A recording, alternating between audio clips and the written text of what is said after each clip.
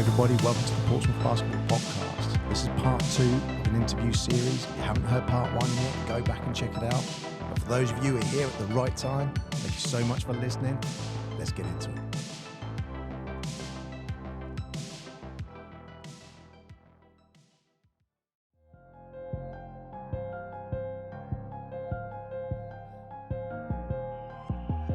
Hello, welcome back to another edition of the Portsmouth Basketball Podcast. I am Mark.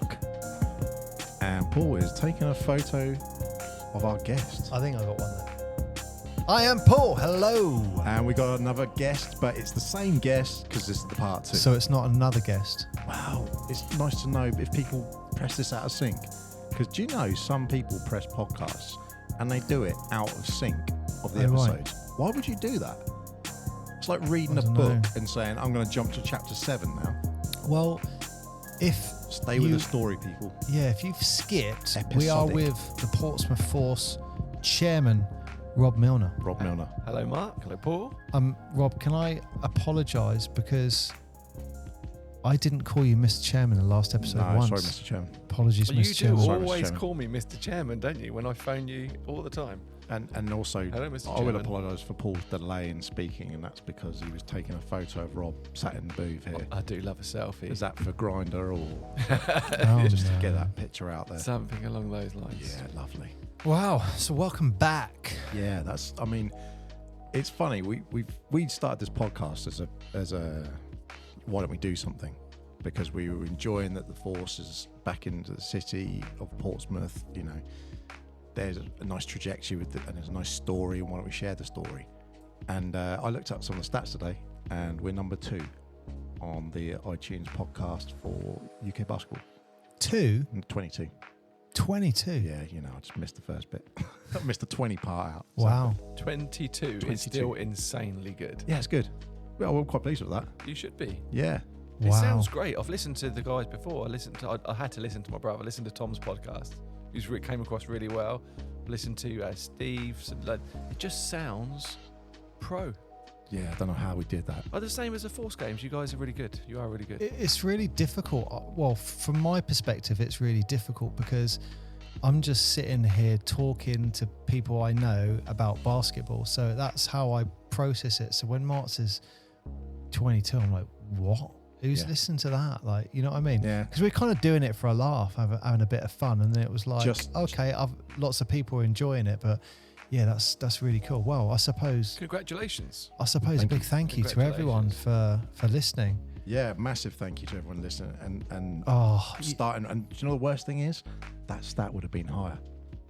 But because we started the show on the other channel and then moved it across, those stats don't count to that. Oh, I thought you were going to say because this podcast hadn't gone out yet. Well, I mean, it's going to shoot up. Then we'll slip down a bit. It might degrade suddenly. I mean, just to give you an idea, like today, we're having like 100 downloads a day on an episode. Really? Today, yeah. Just on this alone. Wow. That's ridiculous.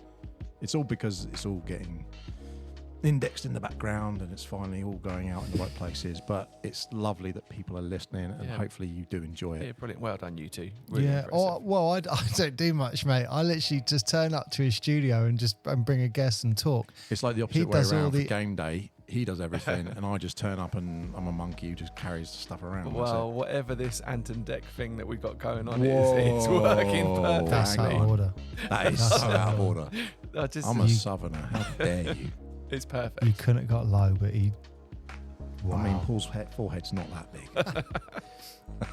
But it's... Jungle dates incoming. It's something you mentioned earlier, like on the podcast, like even things like...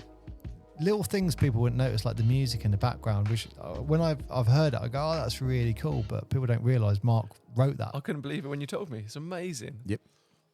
And I make the music, I write the music, I record the music, and then I put the music out for the world to hear. And for a visual for people, we're like sat around a table in 2 booths with a mixing desk in front of us. Fully clothed with a chaos pad. Well, I call it a chaos pad from... It's a mixer, DJ, Robert. A mixer with these buttons, like Fred again type buttons. I'm that's a compliment. Saying Fred again, that's a compliment. I'm drawn to... Can I just press one randomly? Touch one. Yeah, press one. Touch. Let's go. Love that. That was the button. I got to press another. Did Just you know? One more. I didn't. One more. Can I do it? No, yeah. Okay, I've heard that music. That's good. That's good. Oh, now there's a drum and bass man in me. Booyah. He's I found the promise buttons. everyone we will not let Rob near the buttons when the game is on. That's my favourite. That takes Wow. me back to rave days. The only thing is, I'm really competitive, and one of the things I said to you about, I don't want to know the numbers. You don't I wanna don't know want to numbers, know. do you? Now you've said that, I'm like, You know the Bristol Flyers? They have a podcast. yeah, that's actually really good. Yeah. I'd recommend. Yeah, we're above them. Really? What are Yeah. they? I think like 25 or 26, something like that. That's incredible. Oh wow! But the competitiveness inside me is now saying, Why are we not top 20? "Tell me when we're top 10." 10? Yeah. Who are you? Oh, I don't know. Is Top that 10? Whoa, I don't know. Is that possible? Listen, you bit of Rob's rubbing off on you there, shooting for the moon and all Why that. not? Why not? Why not, Mark? Don't dream small. All right, well, everyone's got to download it then. Simple as that. Everyone's got to listen to it. And we do actually have to do a trailer at some What point. have you guys got guests lined up? Like, They're cute. They're flocking. have you? They're flocking, Rob. How high It's like up a are Lynx you? advert. It's just they're just bashing against the windows. Let me in and speak. How high up the ladder are you shooting? I mean, Obama said no. I mean, we've got a lot of people around the area. Yep. Portsmouth Force. I mean, originally it was Portsmouth, but we've been thinking of expanding that out, obviously. But we want to still keep bringing it back to the Force. So we're going to get some players. Yep. We're going to get some people back on who were on. There's a couple of people involved in setting up the Force. Mhm. Originally, like the Godfathers. We got one of them on. I'd like to get the other one, Emmanuel Davis. Oh, I'd cool. like to get him on.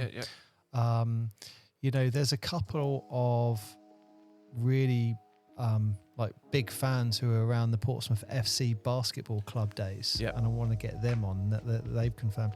I have actually got one amazing guest coming up, and which is Cliff Fulbrook. Oh, cool. Very cool. I think I'm sure that's his name. That's his surname, isn't it? Yeah, Cliff. Yeah. Cliff. So, Does Cliff, so much work. well, he was really involved in the Portsmouth FC basketball club, and he's got loads of those stories, bit like Mick, that no one's ever heard, Yep. but he knows all that Yep. stuff. So it's like, let's get him on, let's have all those laughs, all those stories. Yeah, because I actually And then- wonder whether we mentioned in the last podcast about my introduction to basketball at 7 and 8. That was the same time. That was Portsmouth Yes. FC basketball. Yep. Now, I remember going to the games, but I don't remember, but it was all part of that. Basketball is an option. Yep. And that's the same as what we're doing now. Yeah. Basketball is an option. Yeah, that's what I was saying. So that whole, it was there. So you think, oh, that's fine. And then suddenly it just, I won't say disappeared, but over time, it got lost in that sort of maze of things. And then Yeah, and that- there wasn't the feeder. I was think a lot of people have spoke about the Saturday morning at Mountbatten, and people have talked about the curtain, and then Yep. people have talked about like Portsmouth College and Yep. da da da da da, and all the bits that go along with it. But it is, we're not echoing our own show, but having a program, having the steps, understanding here's a trajectory. If you're an under 10, an under 12, and then the under 14s, under 16s, under 18s, then you go in seniors. Yeah, you can just run through and having the same kit, Yeah. and you can see where you're going, and you say, hey, I've had the seniors, one of them's come down and coached me. Yeah. It's that same thing they echoed in all the other teams and all the other BBL teams. But we would love to speak to other people, Rob. If anyone in the BBL listens, anyone in Basketball England, anyone, we'd love to talk about basketball because we love basketball. I think there are some ex-BBL players potentially on the way in the future. So Perfect, I'm not yeah. going to say any more than that because I want to get confirmation first. But, I think it is a matter of time before you have an ex-BBL player there. It won't be Allen Iverson. No. No. Shame. I I don't know if I he- I don't don't- send him Christmas cards. He got a little bit irked about that. The answer. You know Yeah. what? And I'm not Listen, sure. he used to wear the Answer sweatband. Still do. So cool. Still You do. don't still have that, do you? Yeah. I Have think you so. seen the Dude, Allen that needs to be Iverson incinerated. 30 for 30 or the documentary where Allen Iverson went, what he went through Yeah. and where he Yeah. came from? Yeah, That's yeah, crazy. Just like for me, if basketball players were measured like boxers, you know, they say a pound for pound. Yep. He was just right up there. You always have to hesitate about saying the best, but pound for pound, as a player, to be his size, Amazing player. do what he did, jump as high as he did, be as athletic as he was. Some would argue See- carried the Sixers Oh, to that 100%. final. Yeah, 100%. 100% he did. Imagine if he was on a team with a bit more of a supporting cast around him. He was Imagine if he was 6'4". yeah, just incredible player. Yeah. Absolutely incredible. There's not many players of that stature, and I hate using the word stature and height with basketball because that's what non-basketball people do, Always. and it pisses me off because it doesn't really matter. He was case in point for it. He was what was he 6'2", 6'3", I think, which is tiny for an NBA player. Yeah. And he could put up like 70, 80 points in a night if he wanted to. Yeah, I mean his Look, crossover as well. Guards was- weren't really putting up 70, 80 points. That's a big match. When he was playing, it was dump the ball down to David Robinson and Patrick Ewing, and Yep. that sort of style of basketball coming into. So he was phenomenal. Well, his famous crossover is obviously against Jordan, isn't it? It was an ankle breaker. Yeah, but you know, when you see him now, he's doing a load of work with the NBA about developing it and keeping it alive and going around the world and doing stuff, isn't it? Cool guy. Got a Yeah. lot of time for AI. Yeah, very cool. Lot of And time obviously for AI. Phillies, so you know, you're happy That's there. my thing. It's my thing.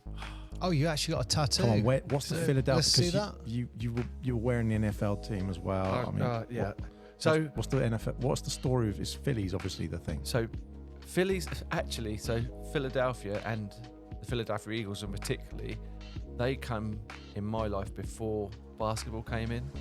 So I actually am only playing basketball because of the American football team, I think in a roundabout way. To go way, way back, do you ever remember you used to get a key ring in a packet and it had an American football t-shirt and a key ring? Yep. And in those key rings you had Yeah. a bubble gum, yeah? Yep. And they used to do them in, I can't remember what the shop is down North End. It's on the corner. It was Pound Stretchers for a while. It was in there. I remember buying them in there. And I used to collect these key rings. And I had 25, 30 different American football shirts and all the bubble gums. And my favourite shirt at the time was because, so going back another step, on a Sunday evening in the UK, we only had 4 channels, right? When I was growing up. Remember 4 channels? 1, 2, 3, 4? Yep. And on a Sunday night, my mum and dad let me watch TV in bed. And on a Sunday evening, you could either watch, I think it was the news, the clothes show, Ski Sunday, or the NFL. Those were the options. Not close show then, no. No, can you tell? I didn't watch the clothes show.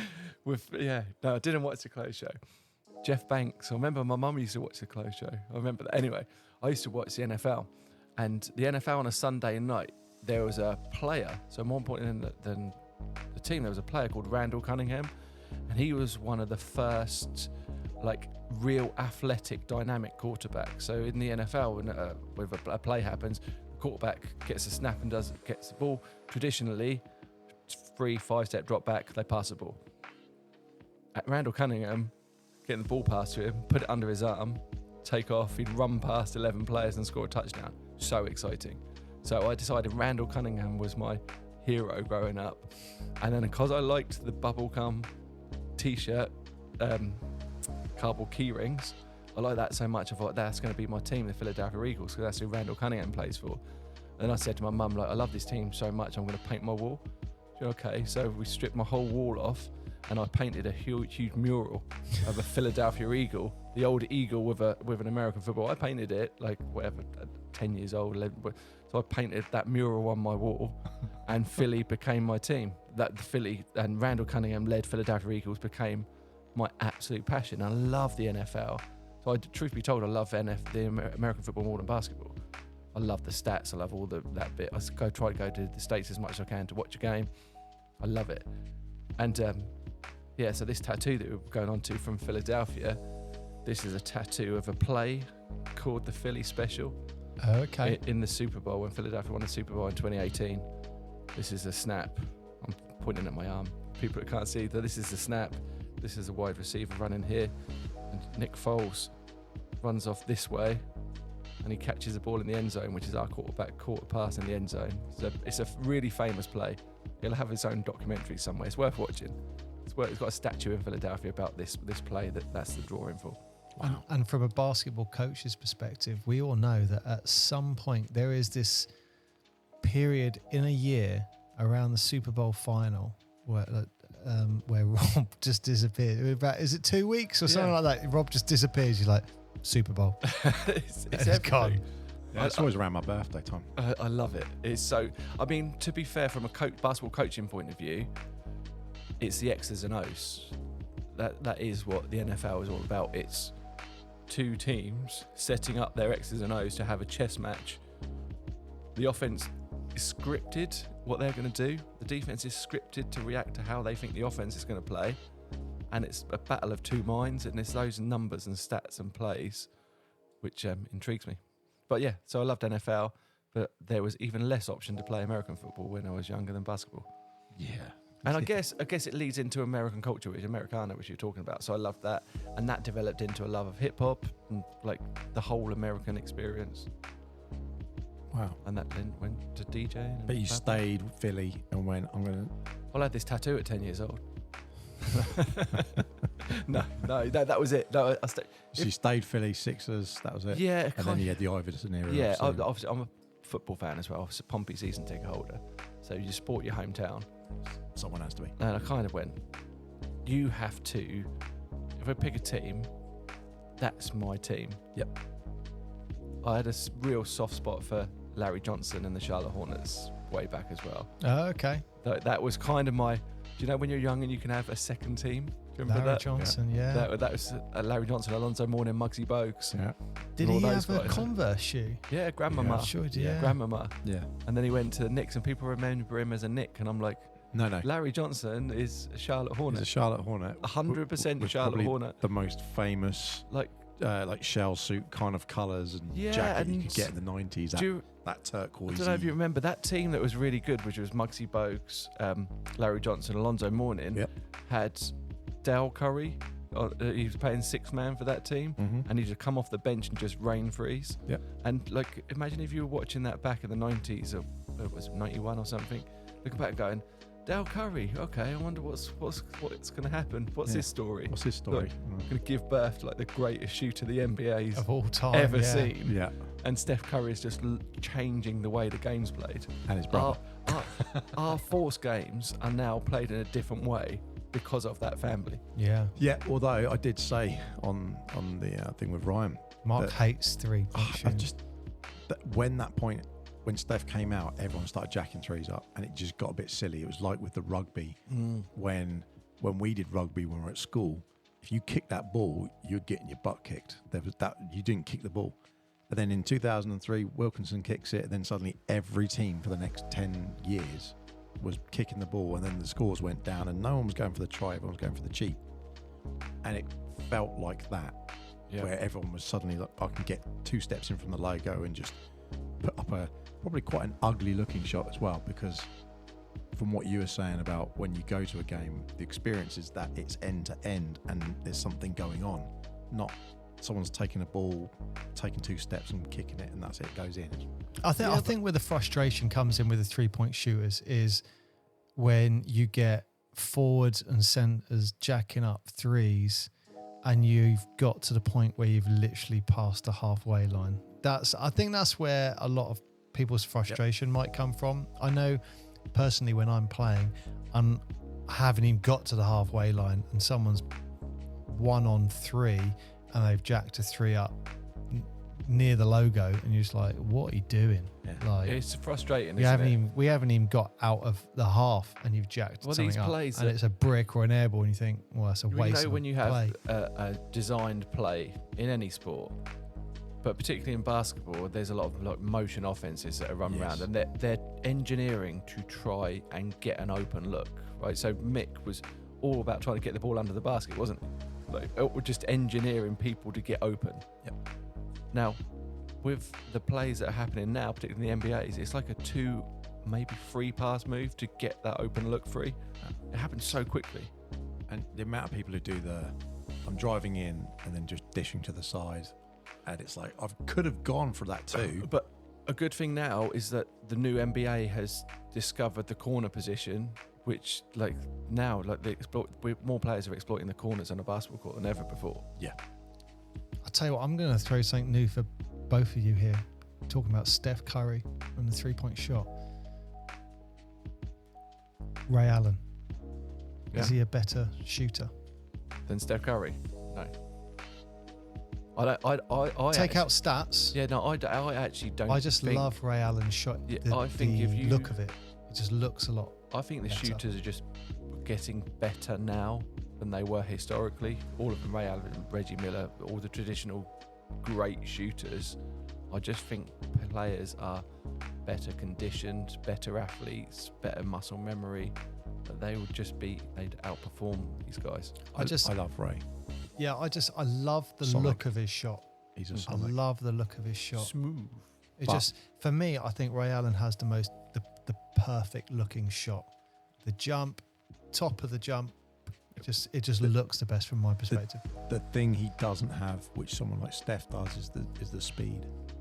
Yeah, a bit more size as well, Ray Allen. Yeah, he's a big dude. Yeah. And he wasn't he Jesus Shuttlesworth as well. He was when he was in that film. Above the rim. Was it above the rim? I don't One know. of those? He was in some film. Yeah. Yeah. Yeah, up there. He's a great player, and he's an ex-Sonic, so I've got to love him. Is that your But team? I think, yeah. Is that because of bubblegum and You know what? stickers? No, close. Was it Golden Grahams or something Oh, like right, that? cool. Yeah. And they did a whole thing, and it was linked in with the Channel 4 show that they were doing at the time. Yeah. And I quite liked the Pistons because his brother had the Pistons everywhere on his wall. That's the bad boys. Yeah. Didn't John Sally come to the Mountbatten Centre? Yeah, he did. Oh, yeah. What you know? He met him. Well, Yeah, that was John Sally and Dennis Rodman were supposed to come. yeah. I remember. And the story was, and I didn't know this until years later when I was in a minibus with Mick, he said Dennis Rodman didn't turn up because he met a young lady in a hotel and he just went, screw that, I'm not going. But John Spider Sally John Spider Sally, turned yeah. up. And he just put a show on for the Yeah, kids, didn't he? I remember. Can you remember he got Jason Colgan out from the crowd? Yeah. And he had like 50 quid and we were all looking like £50. Like, I don't know what that would be nowadays. Couple hundred. Grand, mate, Yeah. would it? Like, this is About £50. 130, 140, something like that, probably. Like in 90, this was 90. We're gonna. 80s, We're gonna. So this was the house no. price index. And Oh see. God, no! Yeah, This was 89, 90. He came Yeah. down. So, but yeah, I remember he got the money out and he played. He wasn't even trying, and he was killing him, wasn't he? Have you seen the YouTube video or the bit about John Scalabrine, the bench super role player for the Boston Celtics? Scalabrini. Scalabrini. And he put a video out, or a challenge out, to say that he is closer to LeBron James in terms of talent Yeah. than any non-professional basketball player is, and he invited them down. And these players were going like, you know what, street ball, like all play, everyone thinks they're great, right? Yeah. They're going, I could take this guy, and they turned up to take him, and they were playing him 1st to 15, 1-on-1. I think one of them scored 1 point, just like, and this is a bench role player. So the bench role players who are getting less than a minute in an NBA game are incredibly talented, super mega amazing basketball players. And he's right, they're closer to LeBron James. Can you imagine being on the bench though? You're just like, I've gone through I've gone for the training. By the time you're getting to the NBA, let's say you've done college, uni, whatever you want to call it. Let's say so you're 21, just for that point. You've been playing basketball at a decent level for 7 years, probably. Your body wise. Then you get to the NBA and you're sitting on the pine. That's got to be frustrating. Yeah, but you're only sitting on the pine for those 50 minutes, that couple of hours. You train just as hard. You play just as hard every day in all your scrimmages. You're there. It depends on the player you are as well. It's that. There was I don't know if it's Netflix again. We're promoting Netflix here, but there's that one that's called something like 9 Feet, and it's about the backup singers. How they're always sat there and they're on the main stage. They're doing exactly the same thing, and they've got 50,000 people here, but they're 9 foot away from the lead singer. And the I haven't difference. seen that. That sounds good. But it's that mentality of Got a lot of time for a Shoop Shoop girl. they want to be there, and you think You would, wouldn't you? If you were just like, I'm going to be an NBA player. I mean, their salaries are decent. They get, what's 2.5, 3 million or something for a rookie contract now? Even just a bench I'm warmer. not sure. I think minimum salary in the NFL is $750. Don't know about It's the NBA. over $1 million for the NBA. Is it? Because the NBA is the highest paid league, sport league in the world now. Wow. Yeah. Well, I tell you what, let's just put a pause in there because we're going to do something we've never done before. And some people may say we're selling out, Mark, but Okay. the podcast is evolving. So let's surprise everyone now with what we're about to do. This is a message from our first ever sponsor. Mark. Ever sponsor. Our first ever sponsor. You're going to say it because I want to just see if you get it right. Croxton's. Croxton's. Croxton's. Croxton's. Croxton's restaurant. Near Palmerston Road. Palmerston Road, yep. Right by what's the club? There's not a club anymore. No, there's no clubs down there. There's Drift Bar, and there's it's opposite Southsea Village. Brilliant restaurant, lovely place. Really grateful to have them on board sponsoring us. Now I haven't been there myself, but I'm gonna go there. But I've heard lots of positive things about their burgers. Burgers are great. That is, I'm going down there and having a burger. I've had one. Yeah, I've had one. The Beer Burger, beautiful, and then their roast dinners are top. It's just a really nice, cool, vibey restaurant. Now, I did look on the website, and it did say bookings are open for Christmas. They've got their Christmas menu out. Are you going?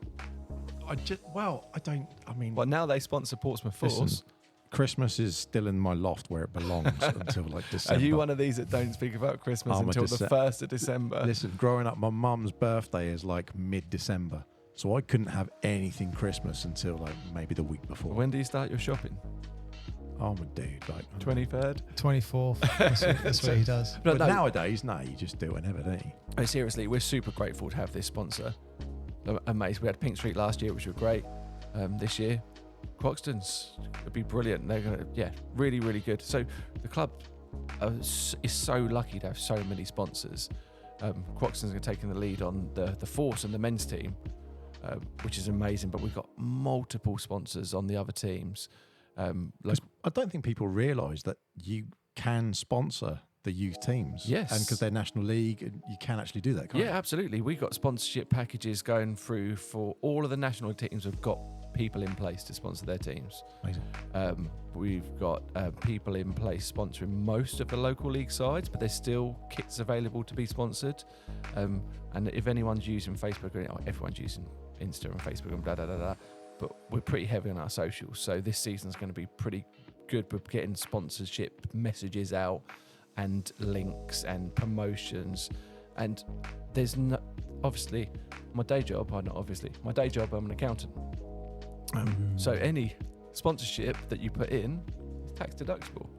So you can put that in and save yourself a little bit of corporation tax if anyone does get involved and help out with the sponsorship. But the whole point of what you're doing when you sponsor a basketball club or our basketball club is you're investing in the overall growth of basketball, not lining anyone's pockets. The whole ethos of our club is about giving back to the community and building a community. In fact, there's been a fundamental change in the structure of the company over the summer. We've changed from a limited company, which, although was fine and worked well, and it was run as a not-for-profit limited company, didn't give us a scope to tap into the various grants and pots that are available there to dip into if you are a community interest company. Like Sport England and Sport England, like that, the National Lottery Council. One of the things that kicked it on was we were approached by Basketball England in January to say, would you offer pan-disability people the chance to play basketball? I was like, yeah, absolutely, we'd offer these. So this is not just, people think of disabled basketball or less able-bodied basketball, you have to correct me on the terminology, but they think of wheelchair basketball. So they think of basketball, and then wheelchair basketball. But there's a massive gap in the middle. So blind people might want to play basketball, or deaf, or partially sighted, autistic. Some of that's really cool as well. Like the blind basketball, I think someone taps the actual ring behind, and they use that sound to shoot the ball. Exactly. Wheelchair basketball is frightening. That is scary. The impacts they have when they're going. I don't know how they do it. It's play just incredible. But it's no different. They're just playing sport. Oh, it's unbelievable. They're so good. Go for it. They go for it like we do when we're playing. Yep. But the point is that when we're playing. Well, I'm actually playing again this year. Listen, we shouldn't have shown him where the buttons he's are. chomping at the bit every time someone mentions something. He's like, "I'll suit up." You're playing. You're going to come play some games for us. Well, yeah, I can't. I'm available if you need me. I'm not begging. It's number one. Fury is first. Yeah. Sorry, number one. Division 1 Fury is first. You playing for them? Yeah, but we're all at the same club, so you can play down as long as I'm not nominated 5 or 7, whatever it is. Yeah, which I'm sure I'm not. Anyway, yeah, I'm playing again. But if you run on the court, I'm totally getting on that mic. I'm saying your name. Oh, not at Force. He's not talking Force. I'm not talking Force. This is local league. This is local. I am well past being able to play on a Saturday evening in front of that crowd for that team, because that's a good team. Yeah, Daniel's put together a great team. This is local league, akin to Sunday league football. Rediscovering your youth. A load of old, slightly overweight coaches running up and down trying to compete with young, athletic good dudes. But it will be played in the right way, have some fun, and hopefully go to the pub afterwards. Or go to Croxton's afterwards. There you go. On that note, that's the way to do it. Everyone listening, let's give a shout out to Croxton's restaurant in Palmerston Road, our first Portsmouth Basketball podcast sponsor. That's great.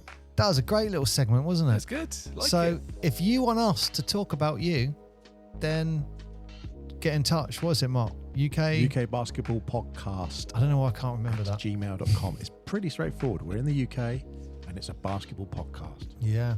So you know what I did? I thought of a funny story that you guys would like, and this goes back to Highbury College. I'm not going to tell you who the referee is because it will embarrass that person. But when the Fury were playing at Highbury College, there was Portsmouth Fury were taking on, I think it was Bournemouth Bears. Bournemouth were on a fast break. Yeah. The referee was running with the play. The Bournemouth player threw it really fast, so hard that the Bournemouth player couldn't get it, and it smacked the referee in the face, and they went down like that.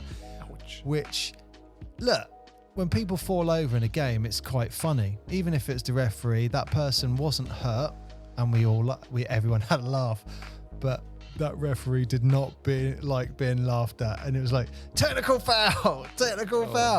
And then there was a guy, you won't mind me mentioning his name, a guy called Ian McAvoy and Simon Chalicon, which we all call Chalky. Yep. They were laughing their heads off in hysterics, and the ref went, technical foul, you're out of it. Technical foul, you're out of it. And they was like, we're not playing, we're spectators. They were like, I don't care, you're out of it. And they were like, all right, it was worth it. Wow. Anyway, that I wrote a note about that to tell you when you were talking about Highbury College. Shout out to Mac as well. I don't want to say I don't want to say the ref's name, but that referee is still reffing and is very high up now. I can understand the frustration. No one likes being laughed at.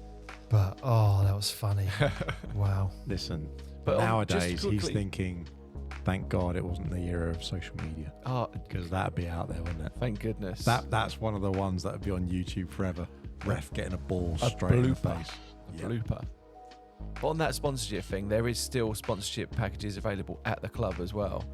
We've got a guy called Chris West, who's worth mentioning, who's in the progression of the club. What's happened is we've ended up with a load of coaches and coaches coaching basketball, right? Because they know basketball, they're coaching, they're helping the kids, and that's brilliant. And there's been a few people, and Chris was one of them, and I mentioned on the previous podcast, Ross Needham's another one, and Soraya Humby, which is Jeff's wife, and a few different people, Laura, which is Andy Lambert's wife. They've sort of mentioned, well, how can I help? How can I do something?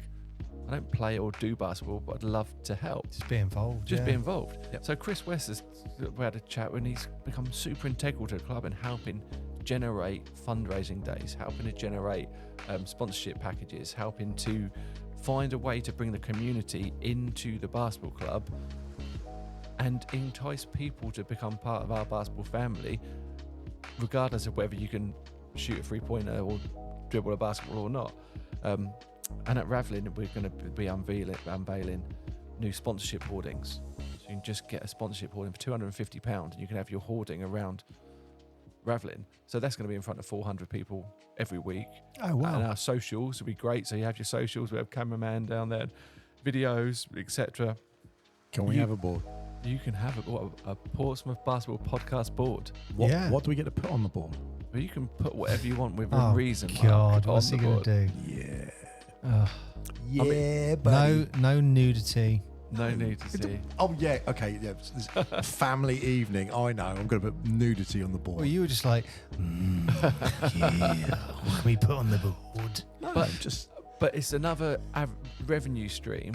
And like I say, that revenue stream from the sponsor comes back into funding courses for refs, first aid courses, court hire, ice packs. We're buying I can't remember how many ice packs we buy every year, but we spend like 150 quid on ice packs.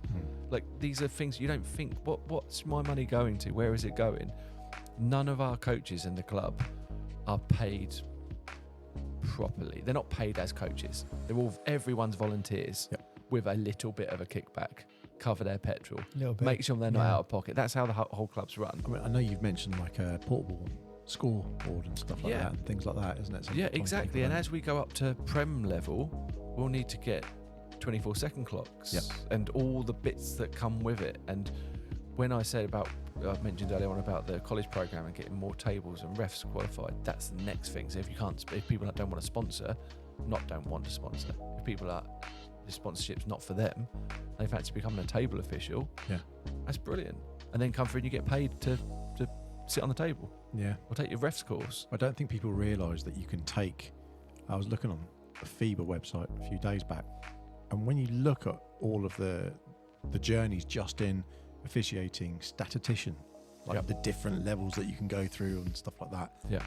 And even BE is put out there like every 3 or 4 years they rotate their actual official statisticians for the BBL and who they're going to be and all that. They're like genuine careers, and it's not just saying this is a genuine career because you do put a lot of time into it. It's great if we end up with, as the club grows, we're going to end up with 50 odd people, 50, 60 people who are contributing in some way to the basketball club. Yeah. And just going on about community, CIC. It is literally about that. It is actually about the community aspect. I was chatting with Alex Byrne, who's got his team in Havant. And I said, look, we're kind of we're all working together. So any resources we've built in our community, if you want to tap into those, tap into our resources. Because the goal is purely about getting kids playing basketball. Yeah. That's all it is. Just an easy avenue and facility for more people to play basketball. So we kind of diversed a little bit. What I was saying about the CIC, and the reason why we've done that was because Basketball England mentioned about this pan disability session. And he come down and he said, well, we can give you X amount of money if you run these sessions. I said, yeah, they're perfect. But we were a limited company. He said, you can't. Yeah. So it literally hindered our growth. Yeah. So we changed to a community interest company, and he said, oh, brilliant, thanks for changing, and he gave us a wheelchair. So the club owns a basketball wheelchair now. Oh, wow.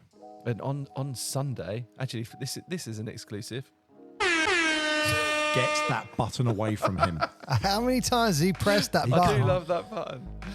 We've got a wheelchair basketball coach, Lila, who's coming to coach our kids on Sunday at the Fun and Fundamental session. Oh, really? So she'll be there with Stevie's coaching the under 6s and under 8s with Malachi. Brilliant coaches, really engaging with the kids. They don't actually know this yet, to be fair. I'll have to tell them. But they'll have Lila come in a wheelchair to help coach the kids. And that's brilliant to get the kids to see that basketball just happens no matter what. Do you know what I want to see? I want to see an organisation chart, and that sounds really silly, but that's me in my good old-fashioned corporate world. But I don't think people realise the expanse, the stretch of it, and this is how many people are involved. These are all the things, because if you come to a game, and obviously hope everyone who listens comes to a game. There's so much more that goes on to just getting that to that point. And not all the players there, but all of the junior players there, all the coaches, the staff, the administration, everything yourself. That's my biggest hurdle at the moment. Yep.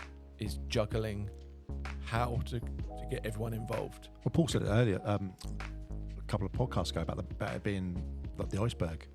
Everyone sees that top bit, but it's all going on. Yeah, they see the game, Yeah. and they don't see all the hard work Yeah. that the players put in, that you put in, the setting up 3 hours there before. How many training sessions they do, how many meetings you have to go to, all the organisation all the between, time. can we get it there, even the refs, their time, and there's so many little Hours, yeah, countless hours, and that it's hard to, because people, and everyone has a job. everyone has Not a just job, this. and what we're finding, or what I'm finding particularly, is because time is so precious, there's so many things to do, that it's people who are actual go-getters and coming on and doing things are the ones that are really, really helping. Because everyone says, I can do that, what do I have to do? They're kind of like, if I have to tell you what to do, I know, totally get it, you don't know what to do without being told what to do. Yep.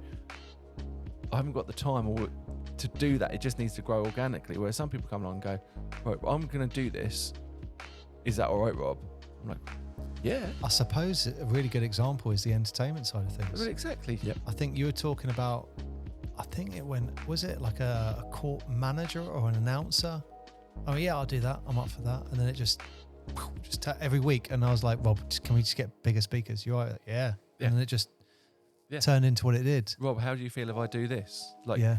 If he'd have turned up with a harmonica and one of those drums on his back, but a harmonica and Paul playing as a one-man band would be Yeah. more entertaining than nothing at all. that would be, I'd pay to see Do that. the next game. And now you got mascot. How do you feel about the mascot? Blue, Blue. I love Blue. It's amazing. Yeah, he's great. The interaction. So there's two aspects to it. You have kids that come to a basketball game that don't have that attention span to really concentrate on the game. So mascot is perfect for them. It gives them a little distraction. Blue's out for 10 minutes. Looks great. Yeah, it's brilliant. The second thing that's good about it is that merchandising and prestige and avenue for the basketball club is incredible. People will associate Blue with the club before long, and the basketball club with Blue. And then if we could have little teddies, or if we could have like meet and greets with the mascot, and just that prestige, like only a club of a certain stature would have a mascot, Yeah. It's a right? good mascot as well. A good mascot. And it was walking Blue around for the first time. Just, it was because he needs a bit of help. Blue, And, the Force Fox. the Force Fox. Almost a little too popular. Well, It brings yeah, its I own mean, logistics, doesn't it? Yeah, and that's what we worked out first game. It's like, wow, he needs like, I don't know if we want the Force Minder or whatever it is. Like, he needs security, because I was trying to help him, and it just wanted lots of photos, which is great, but it's like, well, he can't move. He just needs someone to organise the people to come forward and stuff like that. But it's all nice problems to have. Absolutely. If we build up to like firing them out of cannon or doing backflip dunks and stuff. I'm sure Blue will be I up for would that. love to have the springboard dunk, Ah, skateboard, Listen, springboard. The dunk. reality. Don't worry about using the mascot. Any of us would be like, I could do that. I could dunk off a I could springboard. 100% do All that. right, I could well, we dunk. can give it a try. Half-time show, coach's trampoline session. Okay. I'm foreseeing at least one person who just smashes their teeth and one. Well, who's the just- good news is we've got a partnership with RX Physiotherapy, which who are based at the Ravelin Sports Centre. They were really involved on the game. That was good to see. So good. I've actually personally been in to see the guys, and my ankles are shot to pieces through years of rolling. And the guys analysed, Cam, particularly Dan's brilliant, but the Cam analysed my ankles and had a look and was like, look, did you know you've got 9 centimetres less movement in your right ankle to your left? I was like, have I? How would you prove that? And he did an exercise and showed me. It's not until a physio actually goes and goes, looks here where you are. So now I know what the problem is. I can try and fix it a little bit. But we've got those guys there available now, at Ravlin. They're there every game day. If any player breaks a leg or breaks an arm, or a coach does a trampoline challenge and breaks his teeth on the ring, then But you know what those guys there will be able to help out. And also, they are willing to help any player connected to the club with a discount on the physio. Oh, that's great. So if any club player listening, if you've got an injury and you need it sorted, get in touch with the guys at RX Physiotherapy, and they will talk to the coach. And talk to the coach, and they'll link you with them, and you get a discount on your physiotherapy. And not only is it a discount, it's good. You'll not go. Love the NHS, no problem with the NHS, but you're going to get a run-of-the-mill physio.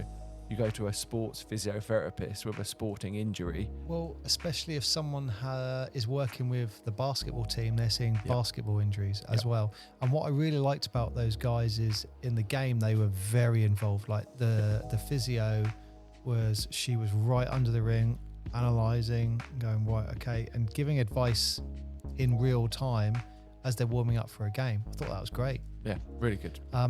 They've ruined it for me though. Sport physio ruined spas for me, because you go to sport physio and it's painful, right? And they don't mess around, do they? They're sport like massage, you mean? Yeah, if you're like, I've got to get this needs to be worked out. They're not going to mess around. No. Then if you ever went to a spa and someone's like, I'm going to do a little massage, you think, okay. And I'll just sit there glaring at the person like, I don't know what you're doing, but I do not like this at all. Because that you need to be like manhandled, don't you? When they're like trying to get, especially with basketball, you just pull something and you think that this is going to hurt. Sorting that out. Yeah, there's no way around it. It's just great to be able to talk about all these things. So just in these past couple of hours, we talked about the Force game and the stadium or the arena. You've got the physios, we've got the mascot, we've got the music, sponsors. It's amazing. Thank you. How many spaces are left, by the way? We have 4 teams still available. 3 or 4 teams, because I think someone's signing up for the one that's available. And who do they get in contact with? If they contact the basketball club through go for Portsmouth Basketball at mail.com. Okay. And that will come through, and I'll pick that up personally and send it out to. Wow, there you go. The other one is chris.portsmouthforce@gmail.com. Yep. And we'll pick it up. There's multiple ways to get in contact. All the usual outlets, or Facebook or Insta, we'll find a way to get in contact. Or you come in contact with us, and we'll get you talking about the sponsorship.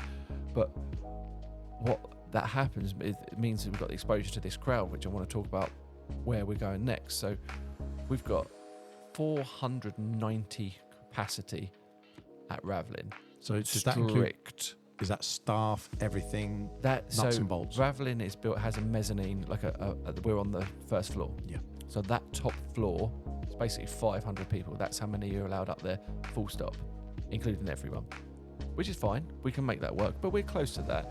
Now, if you say the teams and their entourages on both sides, it's probably about 40 people.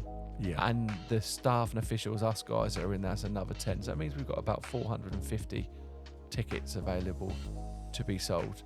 We've got 300 seats, and that we stand in room for about 150 people around the outside and sitting on the edge at the back of Ravlin. That's the real goal, because I really think that anyone who hasn't been to a game at Ravlin needs to come and check it out, because it's sensational. I don't think people know that. I think there's an audience that type of entertainment. Reached. No, exactly. So that's what I'm almost trying to use this as a sales pitch to actually get more bums on seats. Now, we've got a regular, amazing fan base, so I can almost guarantee we're going to have 300 people at every game, because they come back. And why are they coming back? Because it's great. It's a nice night out. And this year, we're going to be good. No pressure to Coach Daniel, who I know is striving very hard to get this winning team, but we're going to be good this year. Yeah, I think you need Alex and Gaith back in the squad. I know they're unfit at the moment or away. Once they're in the squad, it's going to be really interesting to see what it's like. Then you've got the inside presence. A bit more squad time together. Yeah. But we're gonna be very competitive. I'd borderline on good. We're gunning for promotion, right? We're gunning for players for promotion. That's what we're setting out for now. But to aid that, really, we want to be hitting these sellouts. Yeah. We want to be hitting 400 and 450 people getting in that venue. Oh. That's our absolute target. So sharing your enjoyment and spreading the word, sponsors will help with all these bits. Everything we can do to try and fill Ravelin, the more people we get in there, I firmly believe that will add to the experience. Yep. Once we have one grandstand, right, 300 people on the grandstand, and then we have a smattering of people around the outside. When it's packed around the outside, and hopefully when the student body come back and the students really tap into the basketball, that atmosphere in that place will be off the charts. That'll be electric. It'll be and absolutely I off really the like charts. the new seating plan where you did the seating down the baseline as Yes. well. Yeah, That was really nice, and it was interesting that filled up quite early, which was nice. Also, we talked about seating on the corners, those corners opposite where we are, Yep. on where the big bleachers are. That seemed to go pretty okay, Yep. I think, as well. So yeah, I think you're right. Once you get It's the next standing room behind that, Yeah. I think that's when you're going to get the buzz. Like when Simon goes up and dunks it, that place is going to explode. And do you know what we haven't had? And I've said this to a few people we're speaking about.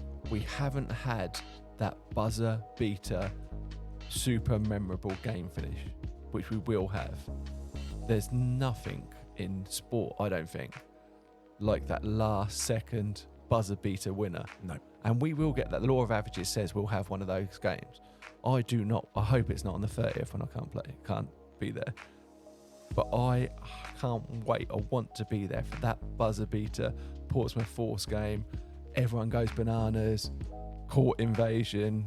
Yeah. It's the best. You're thinking experience. like Celtics winning against the Lakers Well, game we had 7, it- everyone Did you runs see on. Simon himself scored a winner for the Bucks team at St Paul's about 2-3 years ago?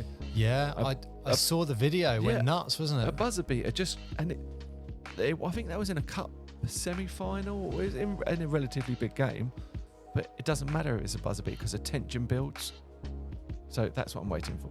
So I'm just hopeful, confident that we're going to get to that 450 people very, very, very quickly. What would promotion mean for the club and all the programs that surround it? It ticks all the extra boxes. So the more people that know about it, the easier it is to get sponsorship. The more sponsorship you get, the more coaching courses and ref courses and more facilities you can put on.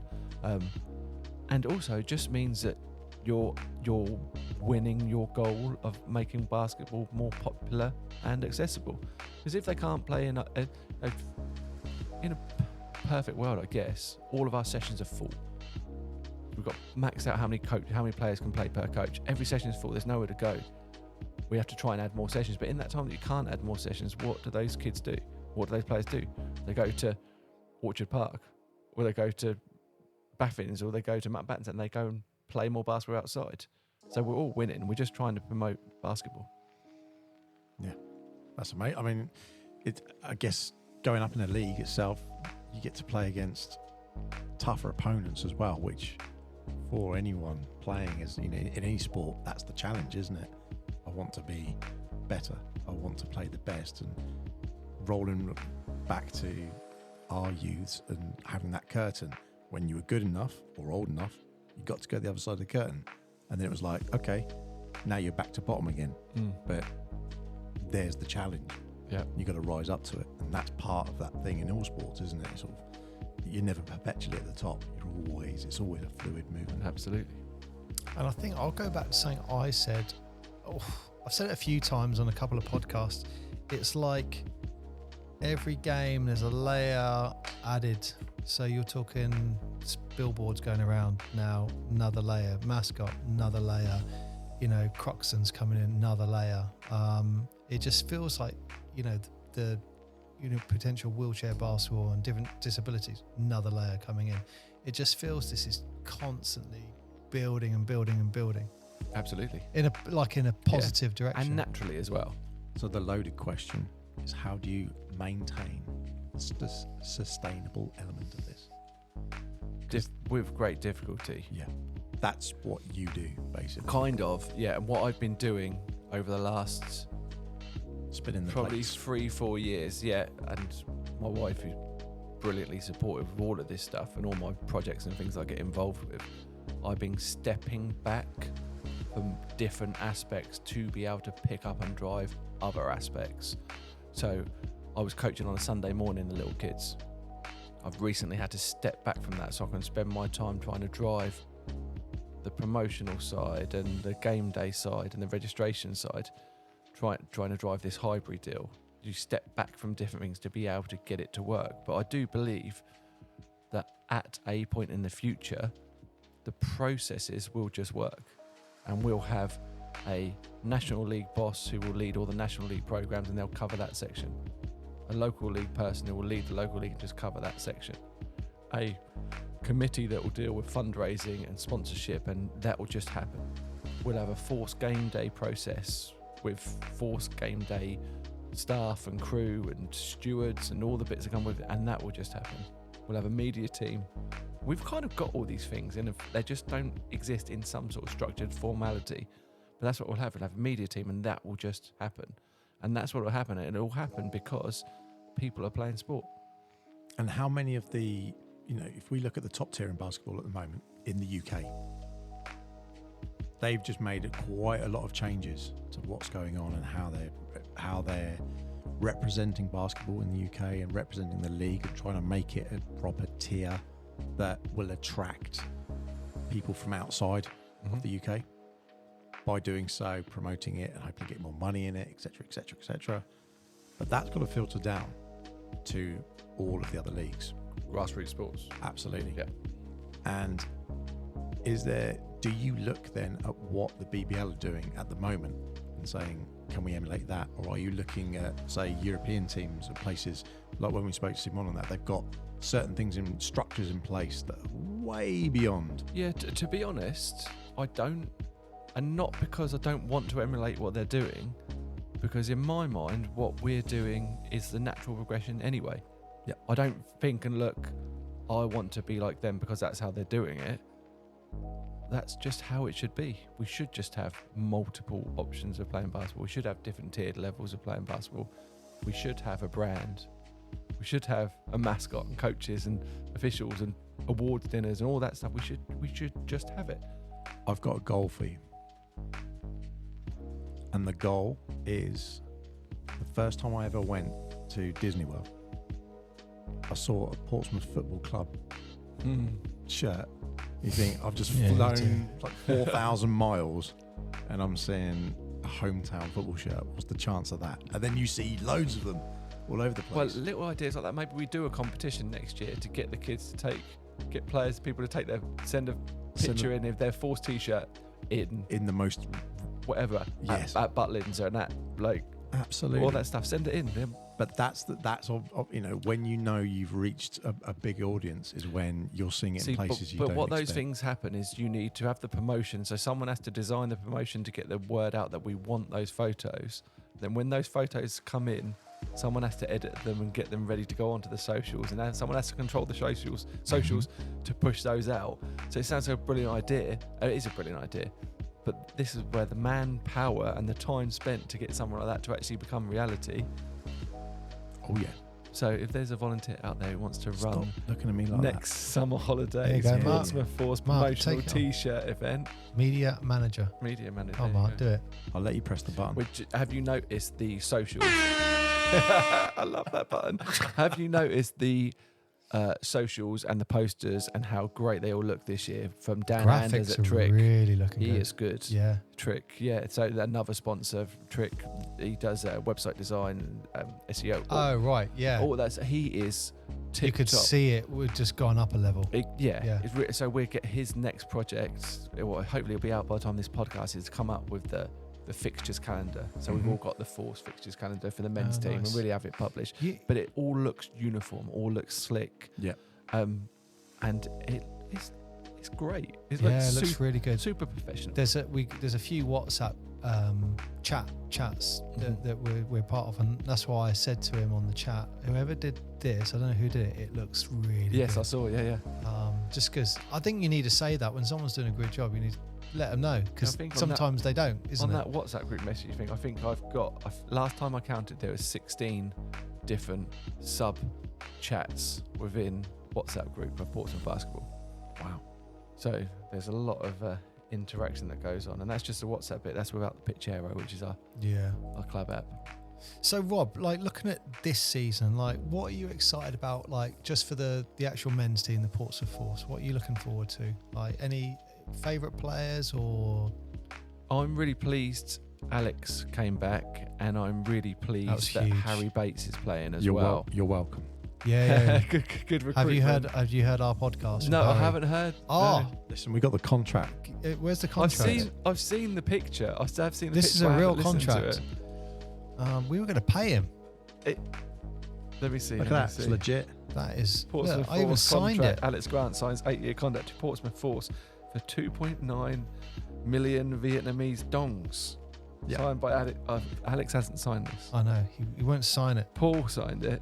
No, he put his finger on it, It's and then thumbprint. the DNA. Right. Said we'd take that. But in all seriousness, what's going to help drive the Portsmouth Force and the men's team, because it's got a heavy university influence, is some more local players that can become the mainstay. Now, Alex may go off and take his talents, because he's a very talented basketball player elsewhere. Heard rumblings of Europe and all sorts of stuff, and he's, more power to him. If he can get that big contract or go somewhere, wish him all the best. But if he's staying in Portsmouth and have him on our team, that's fantastic. Yeah. Obviously, Simon's our star player at the moment, was MVP last year, phenomenal basketball player. But there's a shelf life to Simon unless he chooses to stay in Portsmouth, because he's not local. Well, we need to get someone in a another- relationship we with need him. to Get some more dongs. We You know. need to get some more Vietnamese and More dongs. get Simon relocating to Portsmouth to be a Force player for life, because he could be a Force player for life.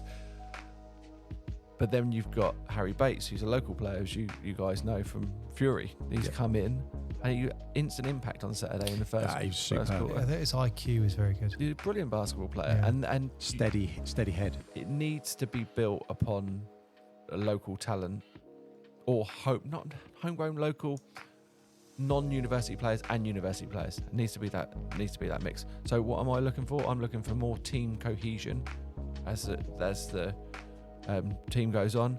I think sometimes what happens with a young basketball team who haven't played a lot together, when the chips are down, it turns into hero ball, which a lot of teams do that. I think we saw that in the second half. And we've hero ball. The reason why basketball descends into hero ball is because it actually works if you've got a player capable of playing hero ball. Yeah. And we have a player who is capable of taking over a game, which is fantastic. But that just the cohesiveness of a team just comes with more games, repetition, learning each other.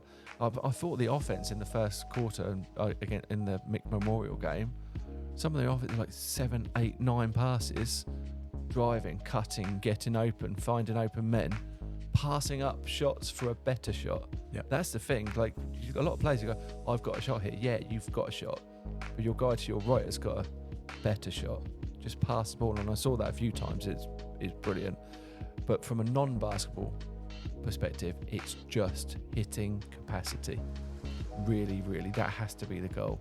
That has to be the goal, because everything hinges. Not everything hinges. A lot hinges on the attendance of the home games, purely because of the outlay of the club. Let's get into it. We've danced around money. What sort of outlays are you talking? So to put the home game Ballparks. on, we're around £750 a game. Wow.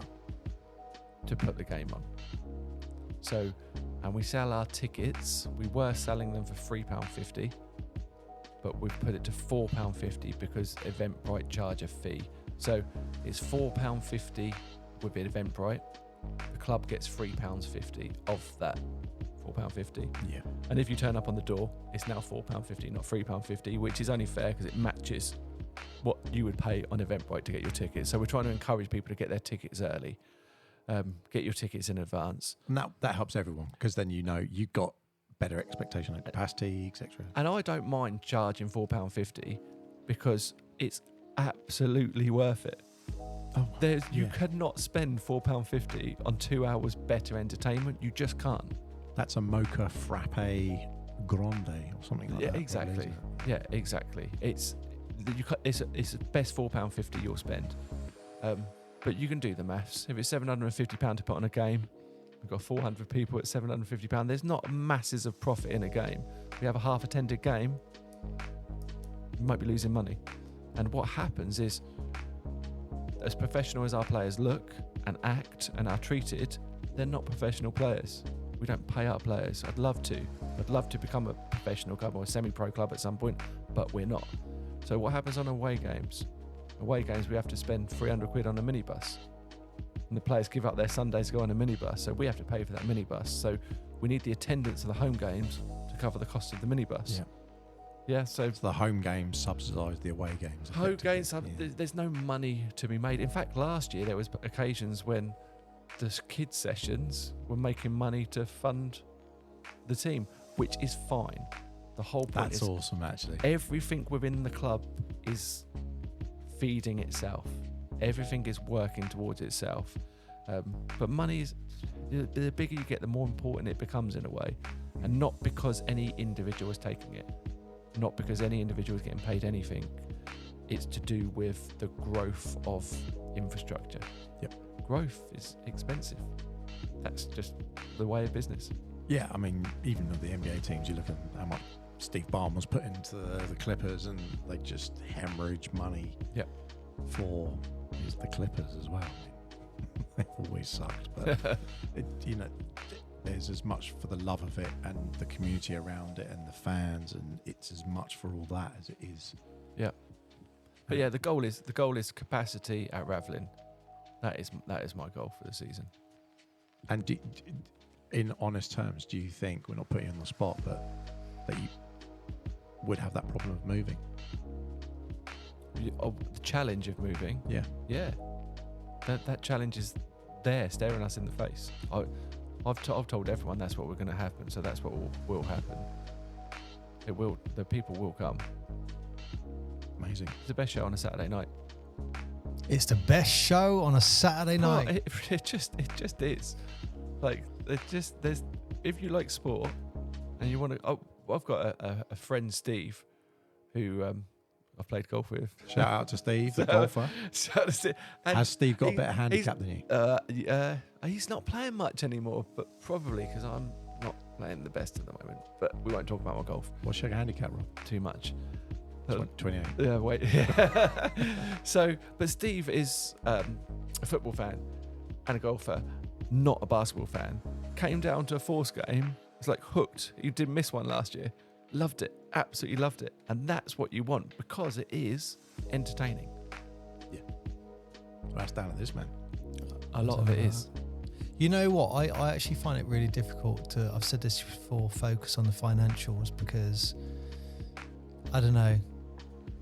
I'm not an accountant, so I kind of just think, make it as cheap as possible for people to come and enjoy it, and then maybe you get your capacity that way. But I mean, what you're doing is successful, so I'm just going, okay. To put it in perspective, if you wanted to go and see, I can't remember who else I've seen. I'm pretty sure it was Ipswich was £11.50. Reading's about 10. Reading's a tenner. Yeah. I think one of the teams in Bristol, not Bristol Flyers. What division's that? 2. So like one division, but we're putting That's on too much. We're putting on a Div 2. I think Kestrel's a £6 in their Division 2. Yeah, but it's what we're saying is the product that people are getting when they attend the event. Yeah. The way I always look at it is, if you're a family, I always think of your brother. Yep. Like your family, you bring your wife, a couple of kids, maybe a mate. Okay, if it's £10 a game, that's 50 quid that's cost you. Yeah. Oh, look at it a little differently. Yeah, but now let's go BBL. And then you're buying a family ticket for 50 quid. That's what they do. Yeah, but there's a difference. It's BBL standard and National League Division 2. But there's a weird drop off where when you go from that to, say, Division 1, there's a drop off, but then after that there's not much between 3, 2, 1. And don't forget, this is all trying to sell the product or sell the game to people I want the game to sell itself because we are Portsmouth. Yep. Your city's team is playing a sporting event against a rival in your city, and the family in Portsmouth can come out, 2 adults, 2 kids, come out for less than 20 quid. Actually, you know what? They can come out, and I want that. I want people to be, I want to go watch a basketball game. That's why the season, the entry time, tip-off time has changed from 6:30 to 6:30 from 5:30. Because so many people mention they go to Fratton Park and they want to carry on and watch some sport. They go from Fratton Park, they can get to Ravelin now. Go from Fratton Park to watch Pompey beat whoever, nip down to Ravelin to watch Pompey beat whoever. That's a great sporting Saturday. What's the cheapest football ticket? Oh, Fratton Park is like 20 quid, I think. Wow.